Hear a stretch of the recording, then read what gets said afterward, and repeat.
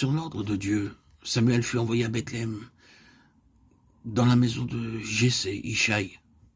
À ce moment-là, Dieu voulut se servir de Samuel pour trouver et pour oindre David, le futur roi d'Israël.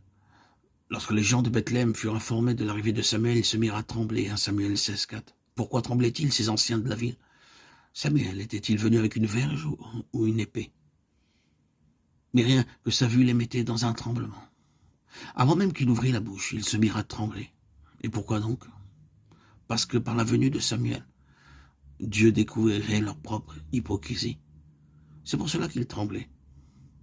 De nos jours, nous avons besoin d'hommes comme Samuel.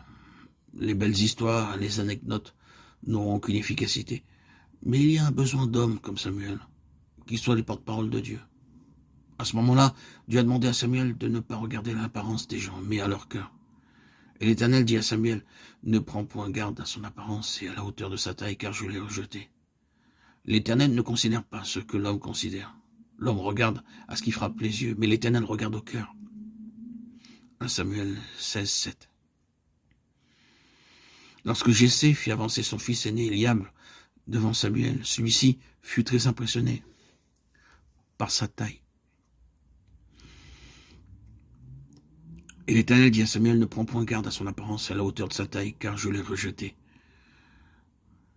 L'Éternel ne considère pas ce que l'homme considère. L'homme regarde à ce qui frappe les yeux, mais l'Éternel regarde au cœur. 1 Samuel 16,7. Sa carrure était imposante. Il se dit en lui-même, c'est certainement celui qui va être loin de l'Éternel. Et Dieu dit, Samuel ne tient pas compte de son apparence, de sa carrure, car je l'ai rejeté. Il ne peut être mon roi, celui qui dominera sur mon peuple. Ainsi, Jessé fit défiler devant Samuel 7 de ses fils, mais chaque fois Dieu répétait la même chose, ce n'est pas lui, ce n'est pas lui, ce n'est pas lui, ce n'est toujours pas lui.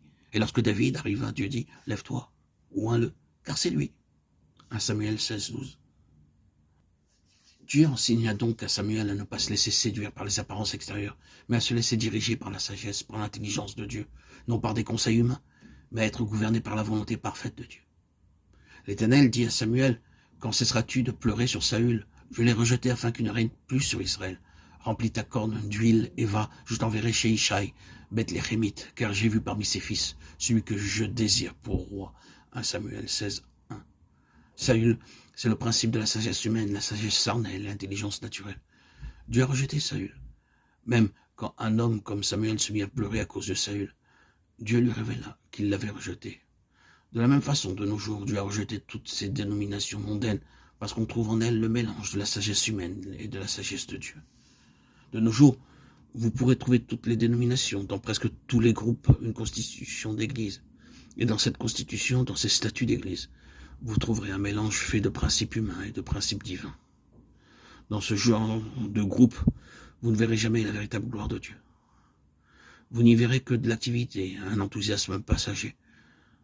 La gloire ne vient que lorsque Dieu est entièrement mis en état d'autorité sur toutes choses, lorsque toutes choses sont exécutées conformément au plan divin, au plan céleste, dans tous les détails. Mais de nos jours, que trouvons-nous? S'ils ont besoin d'argent, ils se mettent à mendier. S'ils veulent avoir plus de monde dans leur auditoire, ils leur racontent des mensonges et ils inscrivent comme membres de leur église des gens qui ne sont pas même nés de nouveau. Lorsqu'ils ont besoin d'avoir des anciens, ils choisissent de préférence des gens riches, des gens influents. Ils ignorent complètement la parole de Dieu, ils méprisent la parole de Dieu, ils préfèrent la sagesse humaine à la sagesse de Dieu. Et Dieu dit, combien de temps vous lamenterez-vous sur toutes ces dénominations, sur tous ces groupements? Je les ai rejetés.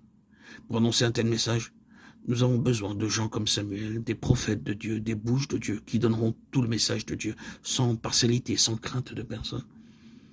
Ensuite, par Samuel, Dieu introduisit David, et par David, il amena Salomon.